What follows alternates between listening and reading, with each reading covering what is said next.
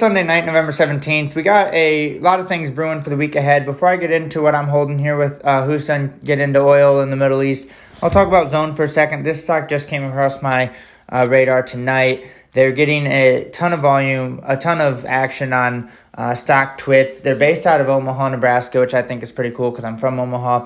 I did go to their website. I'll take a look at that here in a second. But I also posted on here and asked for them to give me their bullish case, and right here, and I got a few answers right away, and it looks like 0 shares of Barrow, 1.9 million float, 2 million plus cash on hand, and then a lot of momentum, a lot of eyes are on it, and it does appear that a lot of eyes are on it.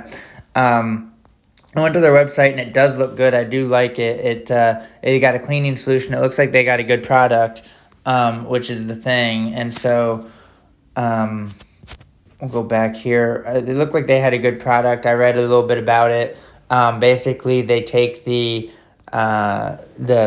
take water and the ozone gas. They mix the ozone gas into water, and I guess that becomes like a cleaning solution, and it's all natural, and it no chemicals and that kind of thing. And it says the ozone molecules destroy the contaminants. So somebody said they might have a deal going for Clorox right here. He says some rumors for Clorox, and so does look like one. I also looked at the technicals, the chart for it. Now this is Bitcoin actually, and Bitcoin's holding pretty impressively at the 90,000 level. I mean, technically it does look like it could pop for more, but I wouldn't expect it. It's just went from 70 to 90 so fast. So I think it would consolidate for a while.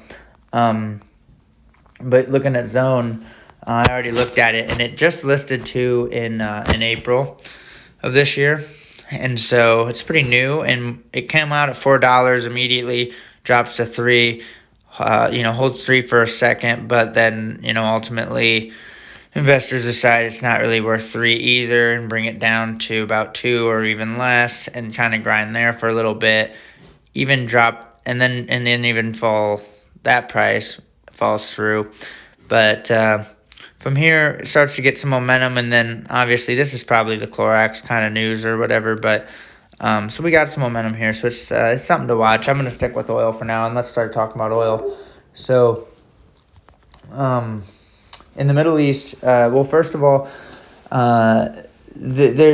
it's harder to say. So I got burned on the HUSA November 15th calls, which I realized was going to happen when the strike didn't happen, like after the election. But I believed the anonymous leaker reports that Iran was going to strike a few days before the election, around the election, and it didn't happen. But I do think I think Iran still might actually strike, even though there was the report that they were gonna wait until Trump got in office. It looks like they might still strike, and I'm actually thinking it. They got the they have the airspace restriction going for starting tomorrow on the 18th and going for a couple days, and so that could be a moment when they do the strike.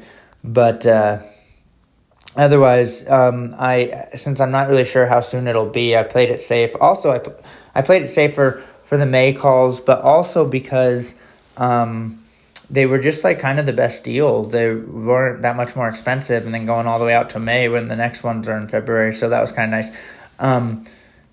And also HUSA had the news come out last week that I had mentioned on a previous video, but they outperformed. I think because of that news, they drastically outperformed Indo, which is they're from Indonesia, but it's another small cap oil company that seems to be paired with them. I mean, they did the exact opposite basically. Indo drops 14.5% over a week, and HUSA goes up 12.5%. And then same thing for oil, they outperformed oil every day too, and so HUSA was really strong last week, probably off of that news, but outperforming its counterparts basically, and so that looks good. And then the other thing for oil and the whole conflict is there's reports that Biden is going to allow Ukraine to use U.S. long-range missiles shooting into Russia, and Putin has said, I'm pretty sure that he's going to use nukes if that happens.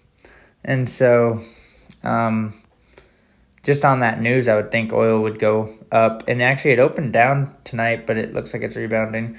So anyways, or not really rebounding, but at least on this, let's see where it's at. Yeah, so it was down a little, and now it's up. So I would expect that kind of news to raise oil as well.